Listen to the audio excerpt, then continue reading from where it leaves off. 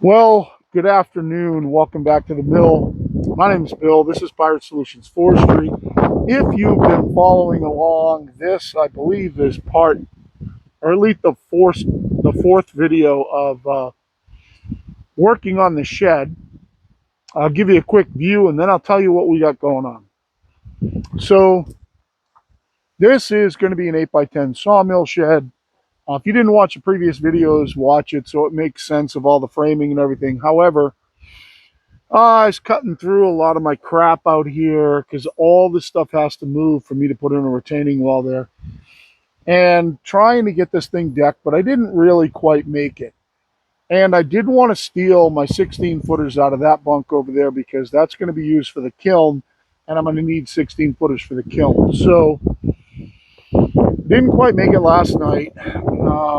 And what I did was out of my old crap cantwood pile back there, I grabbed two cants. I cut them off at 8'6", the best parts of them. And I have two cants up on the mill they're both 8x6.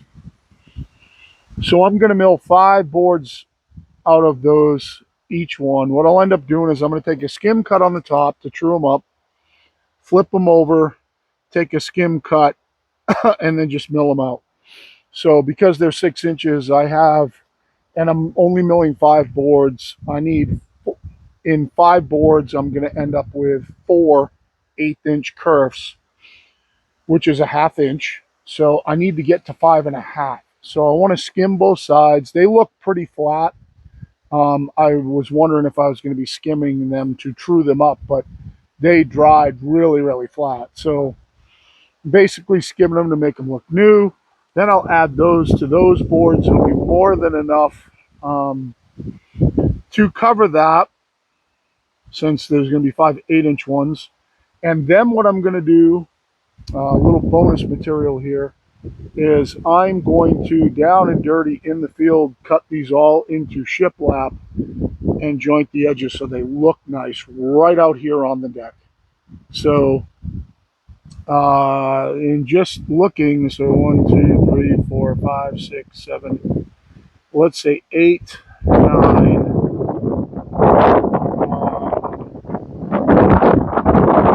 that's 30 inches. So that's going to be another 4. It's like 15. So there's going to be like 20 boards, which means I'm going to lose 10 inches in shiplap halves. So I think the fact that I'm going to end up with 9 out of here is going to be good. I think I've got a little bit extra, but I think I'm going to need them, because when you start taking 1/2 inch laps out of these, it's going to shrink. And I'm doing that. So if you look up here right now, I have not jointed these boards. These all just got ripped down in the field. The seams are pretty good right now. It's not even, there's been no effort whatsoever in pulling them in tight, but the seams look pretty good, and it's just a shed. But I don't want, if I put some equipment in here, sharpening equipment, some grinding equipment, stuff like that, I don't want mice coming up through here. So I'm going to shiplap them all and joint the edge down and dirty in the field with hand planes. I've got some marvelous jointers, old, almost 200 years old jointer planes made by Auburn Tools and Buffalo Tool Company. And I'm going to bring those out here. We're going to do it with a router in the field. I've got a bit all set to go. But for now, we're on to milling these out. So I've got you on microphones, which means that the noise canceling is going to mess with the noise. So people say, "Oh my God, that circular saw that you're using sounds horrible." It's because of the noise canceling. I also am looking at some weather. It was not supposed to rain today, but the atmosphere is pretty unstable. So I could have to abandon this whole thing really quickly, but let's get down to milling these off. I'm running a brand new Stellite band from Norwood. It's a German-made band. Brian Shellswell actually went out to the show in Germany, Met up with this company. They're making them for Norwood now. We're going to try it. It's 10 degree.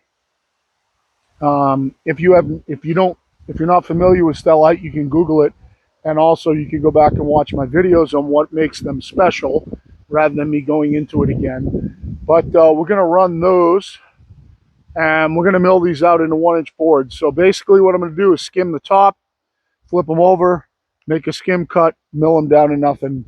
I've already got my 4/4 scale scaled off the bottom set. When I unwrapped my mill this morning, I was down at 1 inch, so I could set my 4/4 scale.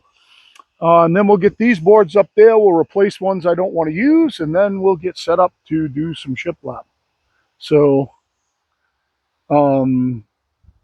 just a quick story about shiplap, since I do have some of you still on. And those of you who aren't interested in this stuff, go ahead and hit the little, just tap on the right side of the video like 2 or 3 times. It'll fast forward you 30 seconds so you don't have to learn something and you get closer to hearing the mill run. But I milled a nursery for some customers not too long ago out of pitch pine, which this one actually is pitch pine. You can see it looks like Douglas fir with the red in the middle. This is a pitch pine log. Most of this, that's a pitch pine log there. This is a white pine. So I don't know if you can notice the difference, but this has got a more yellow, like yellow pine tinge to it. Plus it's got a red heart center. And the white pine tends to be more monotone, but it can be pink and it can be straight white. But the pitch pine is much, much harder. So this is pitch pine. This is actually pitch pine right here, but it's all sapwood. It's very, very hard. This is pitch pine also. This one looks kind of hard to tell, but it could be pitch pine, could be white pine. It's hard to tell on that one. But the pitch pine is very, very hard. I milled a nursery for a customer. I'm going to put you guys' view on here so I can walk around and explain something. And they have some handy folks in their family, and they were trying to keep the costs down. And the dad's, not the dad, the grandfather's a friend of mine. So we were doing kind of an economical job for them. Their room happened to be 14 feet long, so I milled all 14 footers so they could do them all with individual boards, and milled everything out to 1 inch thick. And they said, we'll take care of it from here. Well, turns out, anybody who's ever done flooring before, there are 3 major hurdles in that, or several major hurdles in that. Number 1 is uniformity of thickness. They dried them in their basement, and this stuff will dry without a kiln relatively quickly. They kept fans blowing on them. They kept them stickered. They dried down to bone dry in maybe 4 weeks. So then they went to put them in, and they're like, oh, they're all so uneven and they look rough. Is there any way you could plane them? So I brought a planer setup over there, and it took 6 hours to plane the whole thing, all down to a uniform thickness. Basically what I did was we ran everything until one side was cleaned up, and then we ran the other side till it was cleaned up. We checked it with a caliper, and then we ran everything to that thickness. So that ended up being just over 3/4 of an inch. I think it was 0.8, 800 and I think 35 thousandths. So like 100 thousandths over 3/4. Is that right? 750? No, 500, 600,000, 530 thousandths over, no, 53 thousandths. 53,000. I can't do math in my head right now. 53 thousandths, I think, over 3/4. We milled them all to exactly the same width. And then they were like, oh, this is great. They look beautiful. They were nice and smooth. The planer did a great job. And then they went to put them in. And I said to them, you know, you're going to want to consider maybe either doing a tongue and groove, and you can do that fairly simply on a table saw, because they said they were handy, or you want to do a shiplap. They decided just to do butt joints. Well, just showing you what they're up against here. So these are just butt joints on boards that most of these I ripped with a guide and a circular saw. So do they look good? Yeah, they look okay. But for an inside floor, and there was sheathing underneath it, so there was nothing going all the way through. But those are all going to fill up with dust. So they had a hard time with the edges. I'm going to show you how, whether it ends up being in this video, just looking at the weather, or the next one, I'm going to show you how you can have perfect joints, and shiplap helps with that. So what we're going to do is we're going to shiplap them, and also I'm going to run a joint plane right down the edge, which is only going to take about 20 seconds, and it's going to make it perfectly straight, so that all my gaps look nice, straight edges and everything else, without having to run them over a jointer in the house and having a setup for big long boards, because these were 14 footers. So running those over a 6-foot jointer's pretty tough. But that's that story. They ended up painting it. It came out beautiful. I personally would not have painted it. However, it came out absolutely gorgeous in the baby's nursery, and the baby was just born, and that's all another story. But for now, what we're going to do is we're going to mill these. We're going to take like a 1/4 inch off the top, flip them over, take mill them to 5.5, and then mill out 1-inch boards and get those over there so we can get ready for doing a shiplap on them. I run barely a water drip here. Mill hasn't been fired up yet, so it's going to be a cold start. Both of these are 6 inches thick, and they're both really, really straight. The top is basically nice and even. This one might be a teeny bit bowed up. Well, we're going to fix that right now. So we're going to come down to like 5 3/4. And that's going to take a skim cut, and we'll flip them over. We'll mill it at 5.5 and then mill them out. And we'll see how this stellite pan runs.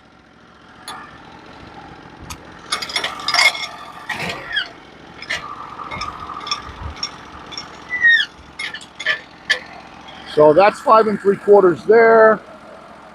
Just make sure my adjustable guide's wide enough here.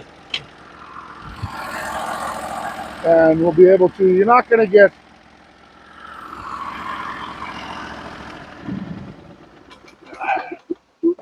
just so you guys know, you're not getting a good sound representation of this mill because of the noise canceling in the mics. But every time I run off mics, everybody bitches. So it's going to sound weird, but that's the noise canceling in the mics.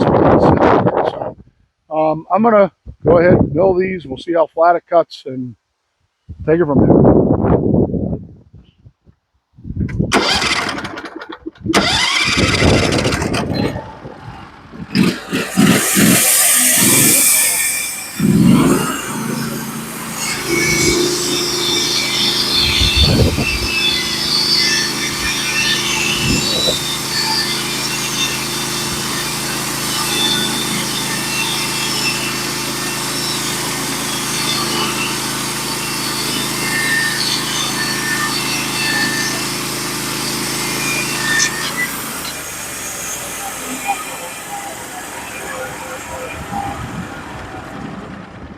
And I do have a customer right now who's doing a roof using real super thin pine for his daughter for a playhouse. And it's fairly big. This is a no joke playhouse. So he'll actually probably take those. Instead of getting my scraper out, I'll just wipe them off. We'll take a look at.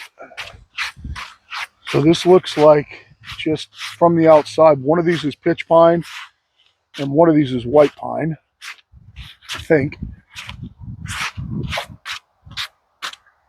This one, I think, is a white pine. No, they most, tough to tell. But cut nice and smooth, nice and flat. We'll flip them over. We'll drop our stops. We will basically, when I go to my scale, 5.5 should be right on scale if my math, my ability to add and subtract fractions is correct. This one feels like pitch pine. It's much heavier.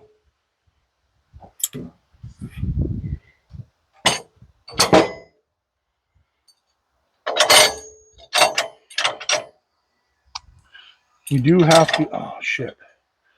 Okay, I gotta kick out some of the crap on the other side. My stop won't drop all the way down because there's stuff under it.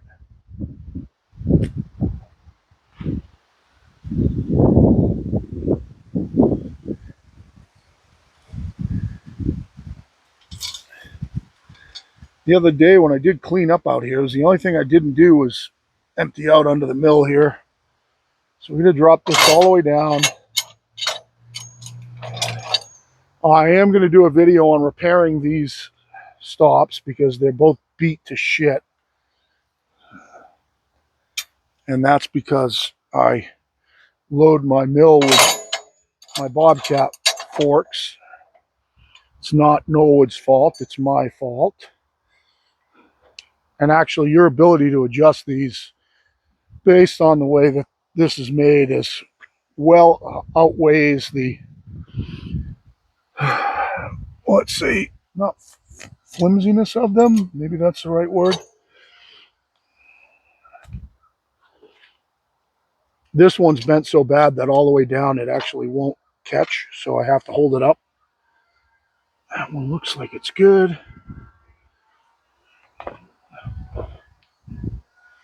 All right, dog it nice and low, and hopefully we can just go ahead and mill it straight out into some nice deck boards. Now, could I have flipped them on their side, milled the sides too? I could have. I don't see it's necessary with what we're going to do. So we're going to drop the 5.5. That should be on scale.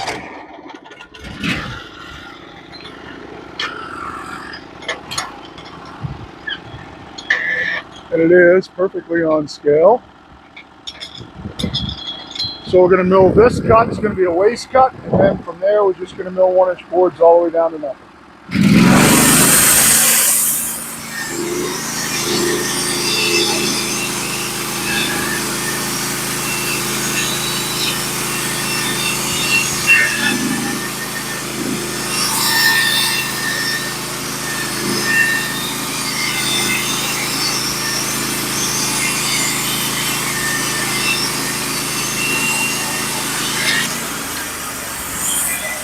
And we'll just take these two little truing cuts off really quick, and then we're just going to go ahead. And so my next drop is down to just like 4 3/8. This is one thing that I love about a manual mill over everything else is that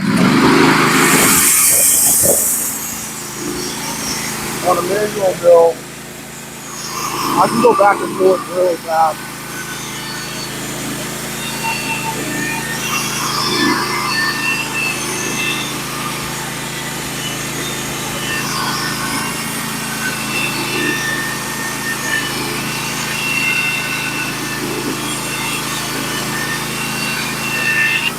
My next drop is going to be, I'll go up 1.5. My next drop is going to be down at like 3 1/4. Just drop right to my 4-inch scale and go.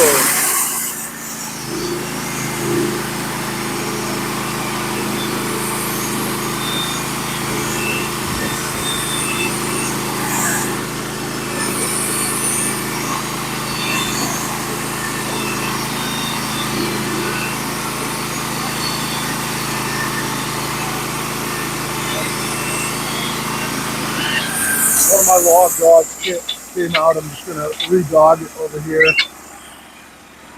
So I'm going to go up 1, 2, 3 cranks.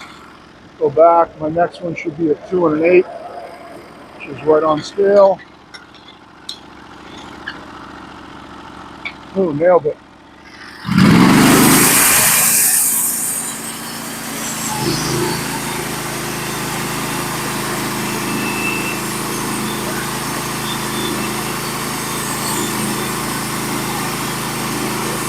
And this is a 16-inch wide cut, guys.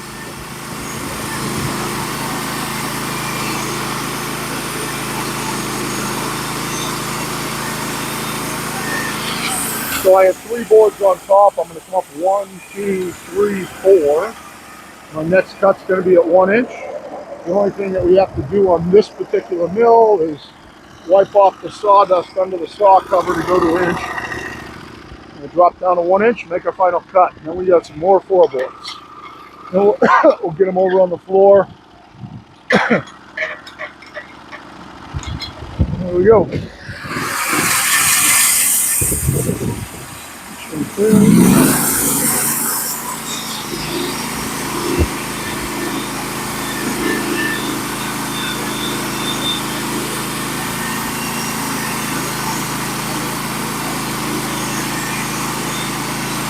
sure we're going to clear this dog here. It's a little close. Yeah, it's a little close. I'm just going to drop it down a hair. Just make sure. I don't want to ruin a brand new blunt pan. Back up just a hair.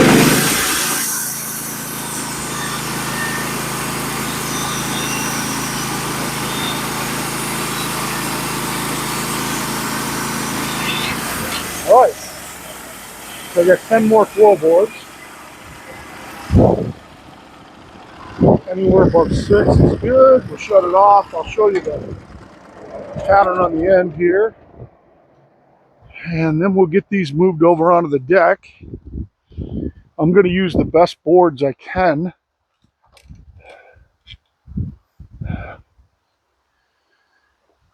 So hopefully you can see with what I just did, the nice symmetrical pattern all the way down.